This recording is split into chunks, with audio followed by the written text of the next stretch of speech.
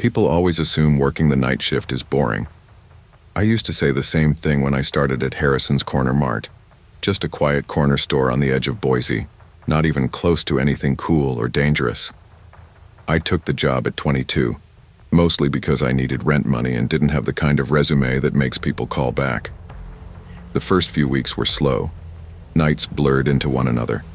Energy drinks, lottery tickets, the occasional drunk walking in like they'd forgotten what they came for. The kind of job where your brain drifts if you're not careful. But I didn't mind. No manager hovering, no coworkers to small talk with. Just me, the camera monitor, and a baseball bat under the counter I never thought I'd need. That Thursday night was different. The cold was sharp, even through the thick glass of the storefront. The heater had been rattling since midnight, spitting out half-warm air like it had a grudge. At around 2:30 a.m., I was reading an old paperback someone had left behind the register when the bell over the door gave a single soft chime. I looked up. Guy in his early 40s. Windbreaker, jeans, clean shoes. Not twitchy, not drunk. The kind of man who'd blend in at a DMV or a bus stop. But the second he stepped in, my stomach tightened. Not because of what he did, just the way he was. He walked slow, not browsing, just moving. His hands stayed in his pockets the whole time.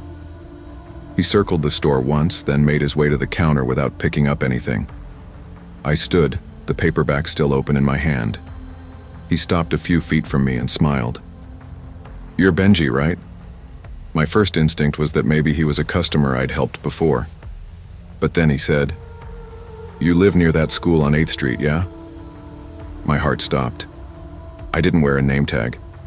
I never told customers where I lived. Hell, I didn't even talk to half the people who came in here. I blinked. He just kept smiling.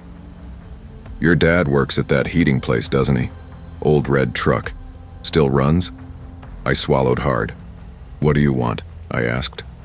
Tried to make it sound firm, but my voice cracked halfway through. He didn't answer. Just glanced up at the ceiling toward the security camera, then back at me. One last look, too long, too calm, and he turned around and walked out without a single word. That was it. I stood there behind the counter for another minute, waiting for the fear to pass. It didn't. I checked the monitor. The guy was gone. No car in the lot, no sound. Just the low hum of the fridge behind me and my own breath echoing too loud in the empty store. At 3:01 a.m., the bell rang again. 2 men this time. Both wore hooded sweatshirts, pulled low. One tall, one stocky. The tall one walked in first, calm like he owned the place. The other came in fast behind him, glancing over his shoulder as if someone was chasing them. There was no doubt about it. They weren't here to shop. Before I could even open my mouth, the tall one stepped forward, pulled up his hoodie sleeve, and revealed a short barrel of a gun wrapped in cloth. "Back door," he said. "Now. Lock yourself in the bathroom. Don't be stupid." I froze. The stockier one moved behind the counter fast, too fast, and opened the drawer like he knew exactly where it was. I felt myself moving on instinct, backing away slowly toward the bathroom down the hall. My fingers fumbled on the lock, and then I heard one of them say it. "Hurry up. He said it's in the bottom drawer," he said. I didn't realize I was holding my breath until I was in the bathroom, door locked, knees practically knocking together. My phone was in my back pocket. I pulled it out with shaky hands and whispered into the speaker as I dialed. 911, what's your emergency?" "There are 2 men," I whispered. "Corner of 9th and Hillside. Harrison's Corner Mart. They're robbing the place. One's got a gun. Please hurry, please." "Can you stay on the line?" But I couldn't. Not with my pulse thundering in my ears and a distant clatter coming from the other side of the door. I ended the call and stood there, trying not to breathe too loud, trying not to throw up. I could hear drawers being yanked open, the register slamming shut, the sound of glass breaking, probably the display case with the vape cartridges, and then, bottom drawer, under the register. He said it'd be there. I held my breath. Who was he? The guy from earlier. The one who knew my name, my dad, where I lived. It clicked then, in that moment of panic. This wasn't random. This wasn't two guys deciding to rob a random store at 3 a.m. This was planned. They knew where the register backup drawer was. They knew the security system hard drive was under it. They didn't come for beer or money. They came for that. A cleanup job. And the guy who walked in before them? He scoped the place, looked at the camera, got what he needed and left. This was precision. Surveillance. I waited what felt like an hour, but it was maybe 5 minutes before I heard the bell again. The door shutting. The silence that followed was even worse than the noise. A soft creak on the linoleum outside the bathroom. Then, nothing. When the cops finally arrived, I still hadn't moved. My legs barely worked as I unlocked the door and stepped out, nearly colliding with an officer's flashlight beam. They swept the store, took statements, logged the inventory loss. The backup drive from the security system was gone. No useful fingerprints, no shell casings, no footage. They knew exactly what they were looking for, the officer said. Probably an inside tip, maybe a former employee. I shook my head. I don't think so. Because I knew. This was something worse. I didn't go home after that. I sat in the back of the squad car until sunrise, staring at the dark windows across the street, half expecting the man in the windbreaker to reappear. I kept thinking about the way he'd said my name, the ease in his voice, the way he made it feel personal, like he knew me, even though I'd never seen him before in my life. By 7 a.m., my boss showed up. He looked more annoyed than concerned, asking if I remembered to lock the cigarette cabinet before the robbery. I quit on the spot. That morning, I drove back to my apartment. Every light was on, and I checked the closets, the shower, under the bed. I barely slept. I couldn't stop thinking. If they'd wanted to hurt me, they could have. Why didn't they? Because they didn't need to. They got what they wanted. That's what scared me most. They didn't care about me. I was just background. They knew my schedule. They knew how I worked. And after that night, I knew one thing for certain. They'd been watching. Not just that night, before. My routines, my roots, my family, my address. I checked my social media, locked down my profiles, deleted old photos. Paranoia wasn't paranoia anymore. It was caution. I didn't hear anything from the cops after that. No follow-up calls, no arrests. It just disappeared. The story never made the news. 2 weeks after the robbery, I saw the man again. Not in person, on a security feed. I'd gone to visit my friend Dave, who worked nights at a used tire shop. We were in the back room on break, and I happened to glance up at the old monitor cycling through the parking lot cameras. There he was. Same windbreaker, same smile. Just standing in the back alley near the dumpster, hands in his pockets, not looking at the tires, not dumping anything, just standing. I froze. Dave looked at me. "What's up?" I pointed. "That guy. Have you seen him before?" He squinted.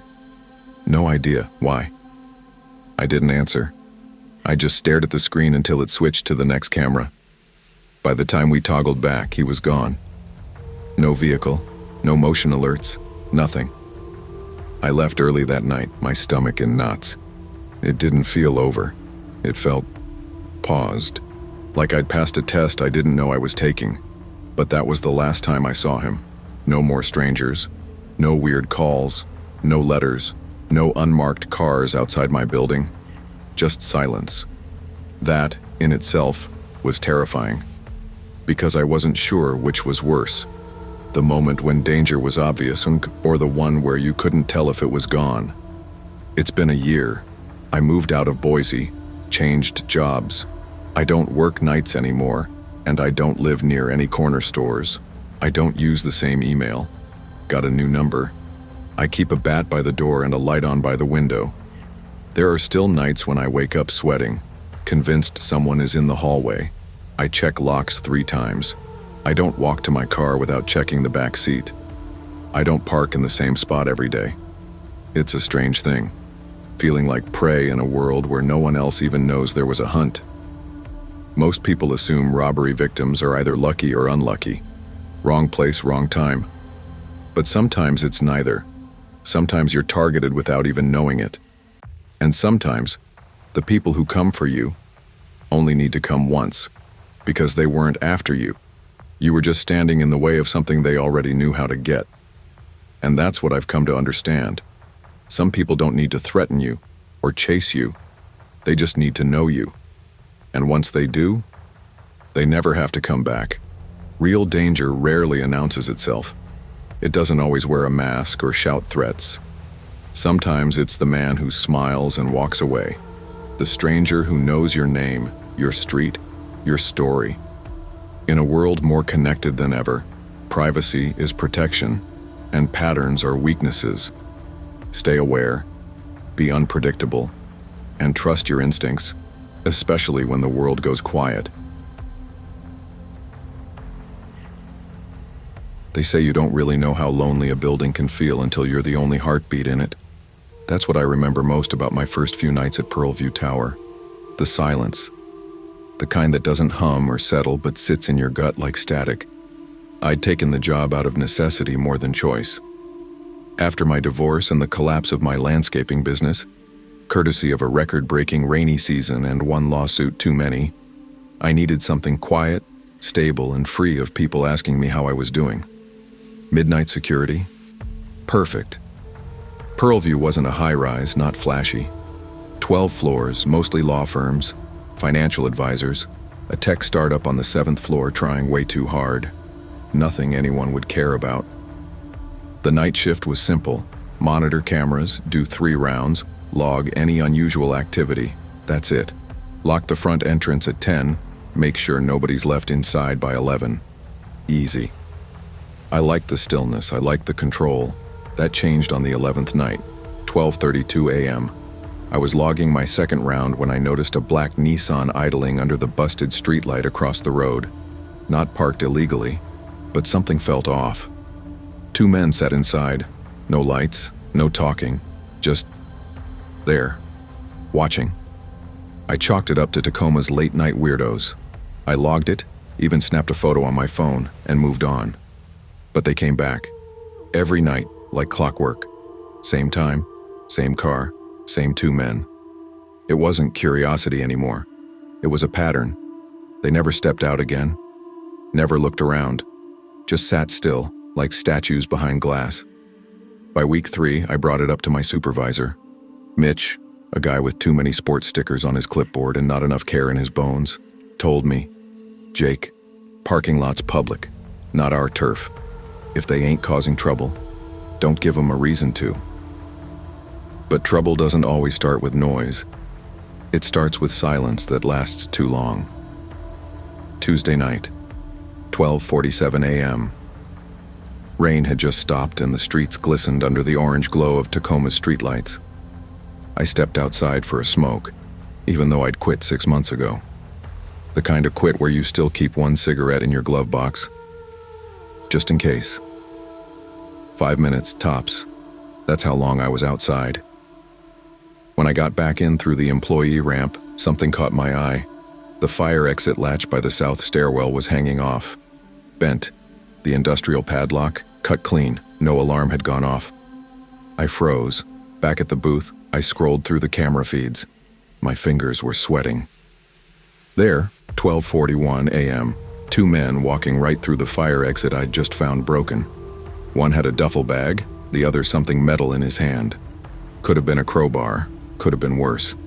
They weren't rushing. They weren't glancing over shoulders. They knew where they were going. Then the footage cut. Static, white noise. 20 minutes of silence on every camera inside the building. When it came back, they were gone. Clean. No faces. No sign of entry or exit. My hands shook as I picked up the phone. Cops arrived in 10. They reviewed the footage. One of them, a young officer who looked like he still believed the world made sense, slowed the footage down, frame by frame. At 12:43 a.m., one of the men walked past the booth window. My booth window. The same booth I had just stepped back into. He was inches away, and I never knew. The police didn't waste time. Turns out, when corporate hears the words security breach, everyone suddenly forgets you were just the night guy. They asked about everything, my patrol routes, break times, even when I used the restroom. They weren't rude, just suspicious, like maybe I was in on it. I wasn't. They brought in IT. A guy from the fourth-floor law firm confirmed their digital archive was accessed during that 20-minute blackout. Backup drives gone, passwords reset. It wasn't just theft, it was surgical. The law firm had once represented a multi-million-dollar biotech company, one of those hush-hush clients who settle things with NDAs and seven-figure checks. I wasn't told what was on those drives. I wasn't supposed to ask. But I knew this wasn't random. I knew they were watching me. Those weeks before, they'd been tracking my movements, learning my habits, waiting for that one moment I slipped. And I did.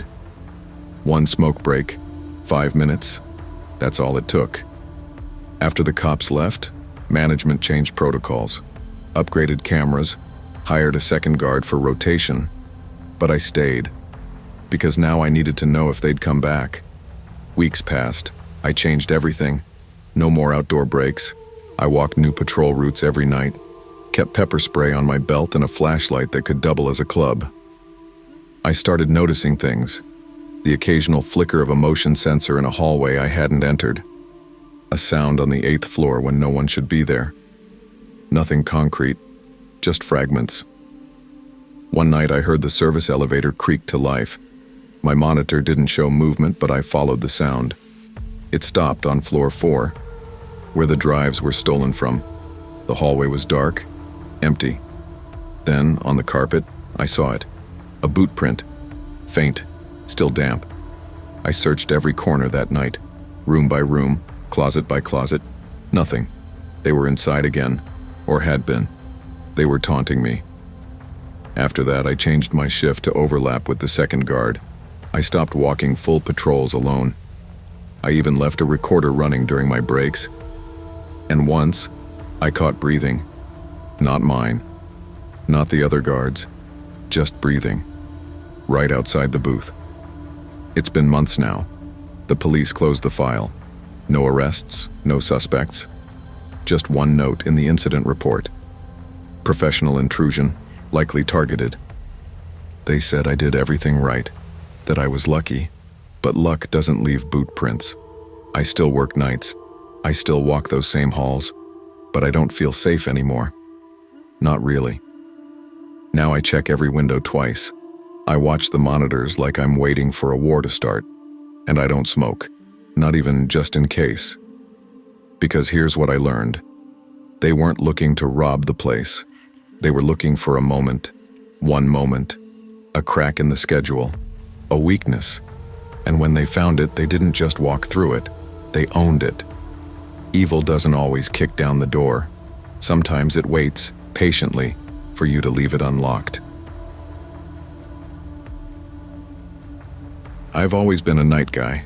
Not because I love the dark or have some tragic backstory to tell. I just like quiet. I like routine. I like the way most people are too tired after midnight to pretend to be anything they're not. That's the truth about nights. The mask slips. You get to see what people are really made of, especially in a place like the Furnace. I started there 6 months ago, working floor shifts from midnight to close. It's one of those underground clubs that doesn't advertise but is always packed. It's all bass, sweat, bad lighting, and cash-only drinks. I'd bus tables, take out trash, mop floors, and keep my head down. That last part, keeping my head down, that's always been my thing. It got me through high school without fights, through my mom's funeral without breaking down, and now through rent payments while I took night classes at the community college. Detroit's not an easy place to live cheap, but the Furnace paid just enough to make it work. That Sunday started like all the rest. I clocked in a little before midnight, slipped on my apron, and hit the floor.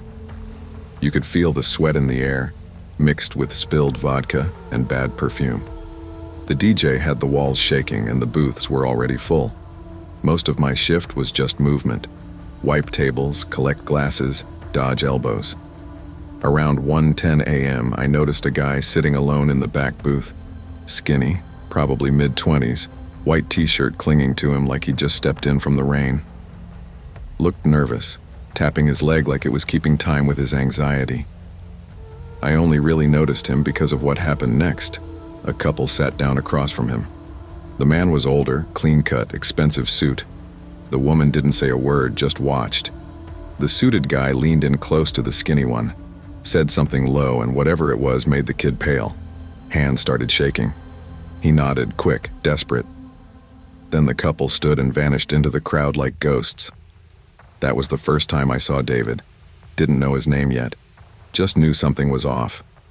The rest of the shift blurred like most do. Cups, sweat, music. Around 2:08, I took a trash run out back. Rain had started, light but cold. I opened the alley door, headed toward the dumpsters, and nearly tripped over him. David. Face down, blood pooling under his head, body twitching like he was mid-seizure. No one else around. I dropped the bags. Instinct took over, pulled off my flannel and pressed it to his head, grabbed my phone, called 911. My hands were shaking so bad I almost dropped the phone twice. I stayed there, crouched in the rain, holding pressure to the wound, whispering, "You're okay, man. Stay with me." Like that would actually help. He gripped my wrist once, tight, then let go. The medics came quick. One of them said, "You probably saved his life." I didn't feel like a hero. I felt cold, soaked, and like something bad had just started. Back inside, everything was still moving like nothing happened. Music, drinks, dancing, like someone hadn't just almost died out back. When I was clocking out, Darius, one of the bouncers, pulled me aside. He looked at me like he wasn't sure if he should say what came next. "You know who that kid was?" I shook my head. David Carlone, Lenny's brother. Just hearing that name chilled me. Lenny Carlone, a name that meant power in the East Side. Ran rackets, gambling, gun flow, and rumors that didn't end in newspapers, just disappearances. People whispered it, "You didn't mess with Lenny, and you sure didn't cross him." Apparently David had. I didn't sleep much that night. Couldn't. Every time I closed my eyes, I saw his blood in the gutter. The way his fingers curled, twitching. The look in his eyes when he grabbed my wrist. I kept wondering what he'd been trying to say. The next night, I showed up like nothing happened. Head down, floor mop in one hand, bottle of cleaner in the other. That's how it works in this city. You keep moving or get swallowed up. I was on my second trash run when it happened. Out back, same alley, same busted light buzzing above the door. Two men leaned against the brick wall, black hoodies pulled low. One of them lit a cigarette, slow and steady. "You talked to the cops?" he asked, voice calm, flat. "No," I said. "I just called the ambulance." The second guy stepped forward, face mostly shadowed. He smiled, but it wasn't a friendly smile. "Good," he said. "That's all you saw, right? Just a drunk accident. Slipped on the curb." I didn't answer. Didn't need to. They were already turning away, walking off into the darkness like they had somewhere else to be. And that was the moment I realized I was no longer invisible. I was part of it now. The detectives came 3 nights later. Showed up at closing. 2 of them. One young, looked like he still believed in doing good. The other, older, tired eyes, like he'd seen too many kids lying in alleys. They asked me what I saw. I looked down at the mop bucket, then back at them. Said David was alone. Said I didn't see anyone else. They asked again, more direct. "Did you see who attacked him?" "No," I said. "Didn't see anything." They nodded, took notes, left me with a card and a vague warning. "If anything comes back to you, give us a call." But nothing came back. Not the courage to speak. Not the clarity to know if silence meant safety or cowardice. I still work the same shift, still walk home at 3 a.m. But now every set of footsteps behind me makes my skin crawl. Every time I hear a car slow near the curb, I flinch. Because silence? It doesn't protect you. It just marks you. I've kept the flannel I used to stop the bleeding. Washed it twice, but the stain won't come out. Sometimes I think about tossing it, but I never do. That kid's gone now. Moved. Disappeared, maybe. Or worse. Nobody talks about him anymore. The furnace keeps spinning. Beats keep pounding. Drinks keep flowing. But I move slower now. Watch more. I know there's a moment coming. Maybe next week, maybe next year. Where I'll have to decide again. Speak or stay silent. Act or survive. And when it comes, I hope I'm braver. But for now, I just keep my head down and my eyes open. Sometimes doing the right thing isn't loud. It's quiet. It's scary. It's done alone. But silence, when it serves fear, doesn't protect your future. It just chains you to your past. I never thought silence could be so loud until the night it followed me home. My name is Samantha Clay. I'm 27, originally from Birmingham, and I work nights as a receptionist at Bay Ridge General Hospital in Mobile, Alabama. The ER front desk, specifically. Not the most glamorous gig, but it pays steady, keeps me busy, and most of the time I like it. I'm good at staying calm, keeping my head down, doing my job. That's the thing about working nights. You start to appreciate the predictability, even the chaos. It becomes background noise. The bleeps of monitors, the rushed footsteps of nurses, the sharp bark of a doctor asking for vitals. Drunks slur complaints about their backs. College kids roll in with busted lips and tequila regrets, and every now and then, someone genuinely clings to life. But even that feels distant when you're behind a glass window and a name tag. I started the shift like any other. It was a Wednesday night, calm enough. A couple of minor car accidents came through around midnight. A girl passed out from dehydration, and an older man with chest pains who ended up just being gassy. Around 2:50 a.m., I was mid-sip of my third coffee when a man stepped up to the desk. He looked about early 40s, neatly dressed in slacks and a pale button-up, his hair slicked back like he was headed to a wedding. Except something felt wrong. Not in any obvious way. He wasn't twitchy or aggressive, it was the opposite. He was too calm, too still. "I'm looking for a patient," he said, voice low, measured. "Name?" I asked, already typing into the system. "Hannah Smith." Common name. I ran it through the system anyway. Nothing. "I'm sorry, sir. No one by that name has been admitted here tonight. Are you sure she came to Bay Ridge?" He stared at me for just a second too long. Then he gave this little smile, not warm, not angry, just empty. "I see, thank you," he said. He turned and walked out through the sliding glass doors. I shrugged it off. People wander into hospitals confused all the time. Maybe he was at the wrong place. Maybe he made it up. My shift ended just after 3 a.m. I grabbed my bag, waved goodnight to Marla, the charge nurse, and headed for the staff lot. That's when I saw it. A black truck, older, heavy-duty, was parked diagonally across from my car, the only other vehicle in the lot. And there he was, the same man, leaning against the driver's door, arms crossed, staring straight at me. He didn't speak, didn't move, just watched. I felt a chill crawl across the back of my neck. I kept my pace steady, pretending I didn't see him.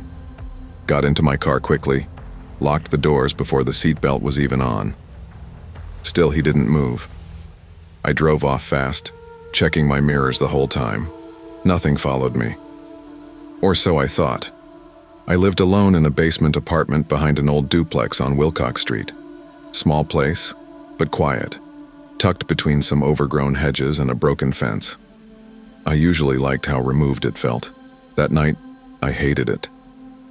It was 3:30 a.m. by the time I pulled into the gravel spot beside the gate. I killed the engine and sat for a moment, telling myself I was just rattled. Weird guy, sure, but maybe it was a coincidence. Maybe he'd left before I did. Maybe he wasn't waiting for me at all. But the feeling in my gut disagreed. It felt like a warning. I unlocked the gate and walked down the narrow path to my unit. As I reached the door, I heard it. Footsteps behind me. Fast, running. I spun, hard in my throat. But the path was empty. I didn't wait.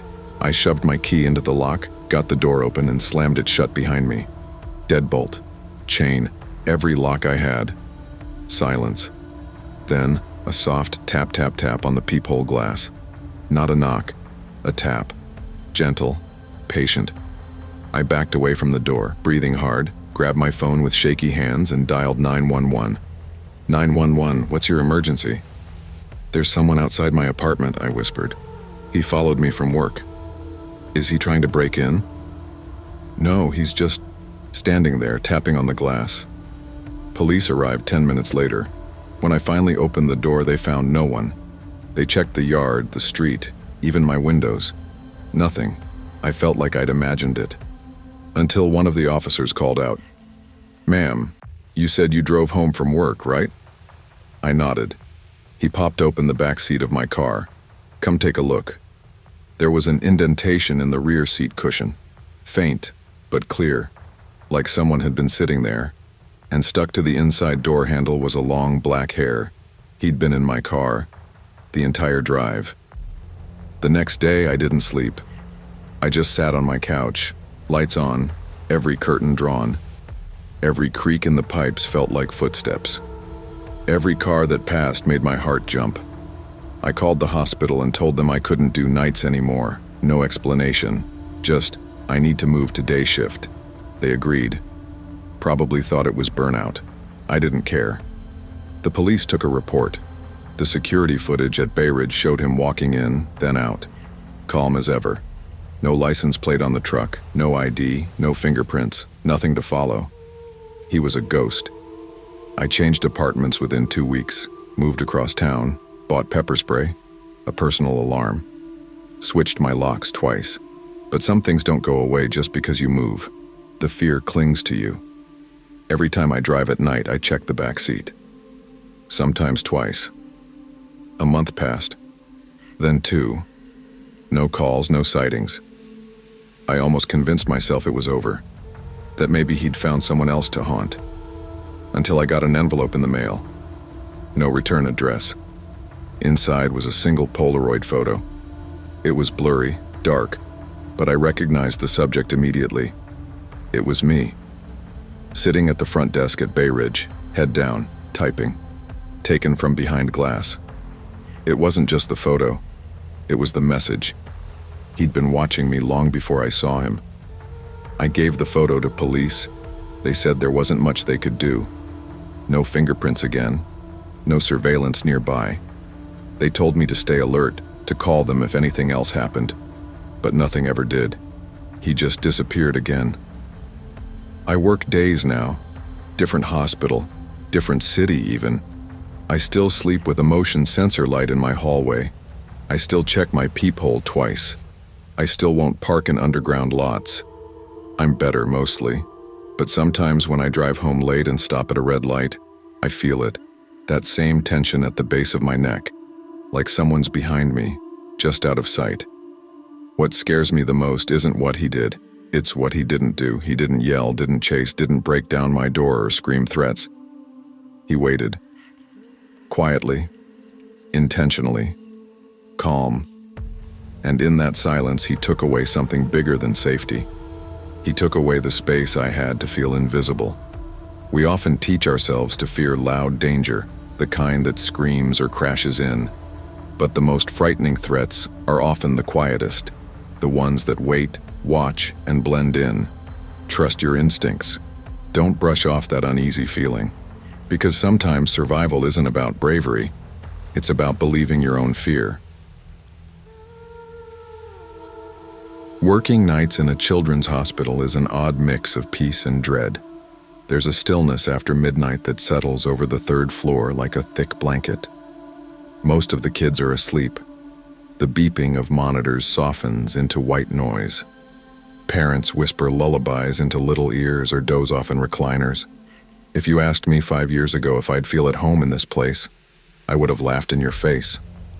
But Riverview's pediatric ward became mine in a way I didn't expect. I'm Emily Ward, night RN. Been working here since I was 28. Now I'm 33, a little more tired, a little less easily shaken. Most nights are routine. Give meds, chart vitals, calm scared parents, walk the hall once or twice, nothing dramatic, nothing terrifying. Until one night, early Monday morning technically, it wasn't routine anymore. It was 2:17 a.m. I remember that because I had just written it at the top of my log sheet. I was sitting at the central desk with Luis, one of the newer nurses. He's sharp, funny, and skeptical of anything that can't be proven with lab results. The sound started low, knocking, soft and even. 3 short taps. It echoed faintly from down Hall B, the old unrenovated wing. That hallway had been closed off since the electrical fire 2 years ago. Smoke damage, asbestos rumors, budget cuts. They gave us all kinds of reasons. But none of us liked that end of the floor even before it shut down. "You hear that?" I asked. Luis looked up from his chart. Probably the damn pipes again. But I wasn't so sure. It wasn't random. It had a rhythm, like someone asking to come in. I stood. So did he. "You're not really going down there, are you?" he asked. "You coming with or staying here?" I smiled, hoping the joke would hide my nerves. He followed. The second we stepped into Hall B, the air changed. It smelled old, like burnt plastic and lemon cleaner. The walls still had water damage near the ceiling. Paint bubbled in one corner like skin under a sunburn. The lights flickered overhead, slightly delayed, like they had to think about turning on. Luis muttered something under his breath about infrastructure. Then we saw it. Room 317. Door ajar. Just wide enough for the hallway light to creep in. There was a child's wheelchair in the middle of the room, perfectly clean, unused. And on the tile floor beside it, one black Mary Jane shoe. I stepped closer, slowly. Luis stayed back. The room was silent except for our breathing. That's when I saw the writing, barely visible on the far wall near the baseboard. Crayon, blue. "Can I go home now?" I stared at it. My heart wasn't racing. It was thudding slowly, heavily, like it was trying to be quiet. Then we heard it. A giggle, quick, high, childlike, behind us. We both spun around. No one there. Luis was pale. "Okay, nope, that's it. I'm out. I'm not dying in a Scooby-Doo episode." We walked fast back to the desk. I didn't say anything, neither did he. I opened the monitor system, just habit. Each unused room had been disconnected from vitals months ago, but room 320, completely sealed since the fire, had just registered a heart rate spike. For exactly 6 seconds, we reported everything. To our supervisor, to maintenance, even to security. They ran checks. Monitors were malfunctioning. The hallway wiring was being assessed. The wheelchair? No record of it in our supply logs. We knew what we saw, what we heard. I kept working, but things weren't the same. 2 days later, a father from room 307 came to the desk, face pale. "This might sound crazy," he said, "but a red rubber ball just rolled into my daughter's room, from the hallway." I blinked. "From where?" He pointed down toward Hall B. "There's no one down there," I said gently. He shook his head. My daughter started crying. Said, "The girl in the dark corner doesn't want to play anymore." That stopped me cold. Room 320 had a corner, a shadowed one even in daylight. Over the next few weeks, more odd things happened. Faint music from nowhere. Dolls moved between rooms, crayon marks on the back of closet doors, like a child had been writing behind them. And always, that knocking. 3 slow taps. Once I stayed later than usual. 5:30 a.m. Shift change was running behind. I was walking toward the elevator when I passed the entrance to Hall B. It was dark, sealed with a temporary metal door now, but I heard it. 3 knocks. Then that same giggle, like a balloon deflating into laughter. I started looking through old files. Patient records from before the fire. Not official channels, just what I could access from the archives when no one was watching. I found a girl. Name, Clara Jensen. Age, 7. Admitted 2019. Diagnosis, neuroblastoma. She died on the 3rd floor, room 317. Her file was brief. No family listed beyond a mother who disappeared after Clara's passing. Social work notes mentioned the child believed she would go home soon, and frequent crying fits during nightly rounds. The final entry broke me. Clara keeps asking if she can go home. Patient passed away during an overnight shift. Staff reported unexplained monitor activity post-mortem. No further action taken. I felt cold reading it. All she wanted was to go home. Management sealed off Hall B entirely. Said it was for renovations. Maybe it was, but we all knew better. They moved storage into the basement, walled off the old nurse station, turned off the lights for good. I stayed. Nights are quieter now, but not in the comforting way they used to be. More like the silence before a child cries. Sometimes when I pass the old hallway, I swear I hear her. Not every night, but often enough that I've stopped trying to explain it away. The knocks are always the same. 3, slow, precise. And sometimes, just once or twice a month, I hear a whisper. Faint, like a child from behind a door. Can I go home now? I've started whispering back. You already did. Not all spirits are here to haunt. Some are just trying to finish a story that ended too soon. The living carry grief, but sometimes the forgotten carry it too. Listen carefully to what the silence hides. And when it knocks, don't always be afraid to answer. Compassion doesn't stop with the living. Sometimes the only piece left to give is acknowledgement.